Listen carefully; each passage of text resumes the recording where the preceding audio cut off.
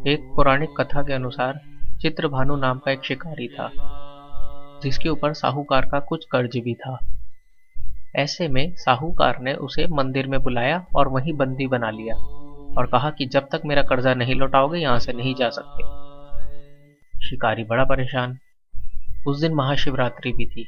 पास ही शिव भगवान की पूजा अर्चना चल रही थी, तो वो भी भजन कीर्तन सुनने लगा और वहीं ध्यान मग्न हो गया।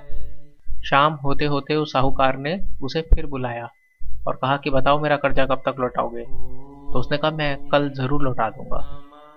ये सुनकर साहूकार ने उसे छुड़वा दिया। शिकारी अगले रोज वन में गया और अपना शिकार ढूंढने लगा। शिकार ढूंढते ढूंढते वो काफी आगे निकल आया था, जिसके कारण जब शाम हुई तो उसे समझ आ गया कि रात मुझे इस वन में ही बितानी पड़ेगी। वहीं पास ही एक तालाब के एक बेल पत्र का वृक्ष था। उस बेल वृक्ष पर वो जैसे तैसे चढ़ गया, लेकिन अज्ञानतावश उसे नहीं पता था कि वहीं नीचे एक शिवलिंग भी पड़ा हुआ है।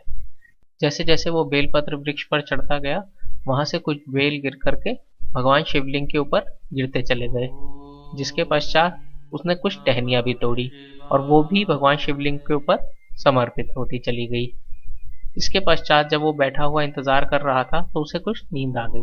अचानक रात्रि के दूसरे पहर पर एक गर्भवती हिरनी वहां से गुजरी और पास ही तालाब में पानी पीने के लिए आई।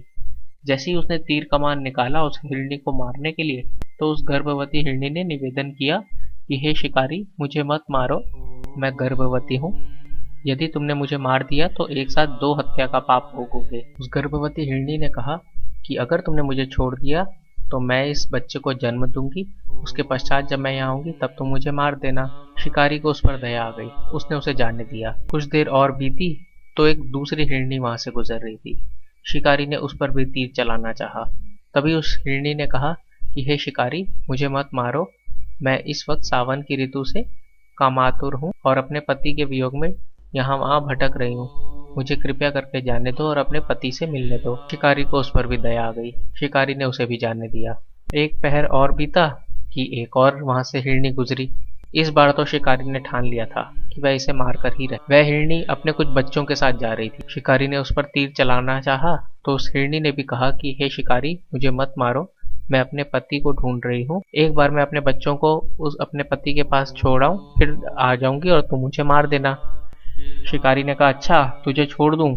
मेरे बच्चे घर पे भूखे प्यासे बैठे हुए हैं, मैं खुद यहाँ भूखा प्यासा हूँ, तुझे कैसे जाने दूं? तू तो मेरा शिकार है।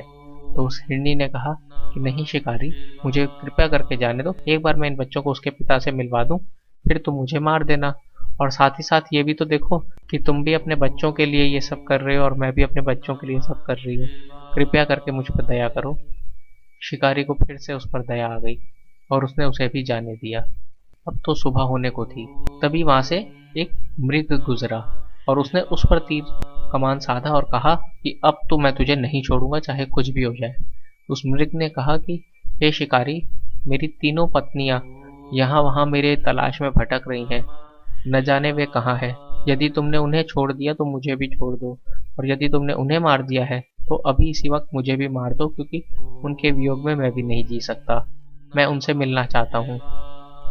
शिकारी ने फिर उसे पूरी बात बताई और कहा कि भाई कैसे तेरी तीनों पत्नियां एक एक करके यहाँ से गुजरी थी। तो उस मृग ने कहा कि मैं वचन देता हूँ, मैं प्रतिज्ञा करता हूँ कि जैसे उन्होंने तुमसे प्रतिज्ञा करी ऐसे ही मैं भी तुम्हारे पास आऊंगा और तब तुम हम सबको मार देना। तो शिकारी ने कहा ठीक है, तुम भी जाओ। और उसके कुछ देर बाद सुबह हो गई, जिसके पश्चात वो पूरा हिरन परिवार उसके समक्ष पेश हो गया। लेकिन शिकारी को उन पर दया आ गई। लगातार नीचे बेलपत्र नीचे शिवलिंग पर गिरते गिरते उसके अंदर अचानक से दया भावना बढ़ती जा रही थी। उसे समझ आता जा रहा था कि ये जानवर तक अपनी प्रतिज्ञा निभाने के लिए कितना आतुर है। पूरी रात भूखे प्यासे रहने की वजह से, अज्ञानता में ही, किंतु बार बार शिवलिंग के ऊपर बेलपत्र टहनियां चढ़ाते रहने से और पूरी रात जागरण से कहीं ना कहीं उसका महाशिवरात्रि व्रत हो चुका था। अब जैसे वह पहले वाला शिकारी नहीं रहा था, उसके अंदर स्वतः ही शिव जी के प्रति आस्था बढ़ने लगी थी और जिसके पश्चात उसे शिवलोक मिला। दोस्तों, इस कहानी पर आपकी क्या राय है, हमें जरूर बताइएगा। हर हर महादेव। दोस्तों, ऐसी ही जानकारी पाते रहने के लिए लाइक शेयर सब्सक्राइब जरूर कीजिएगा।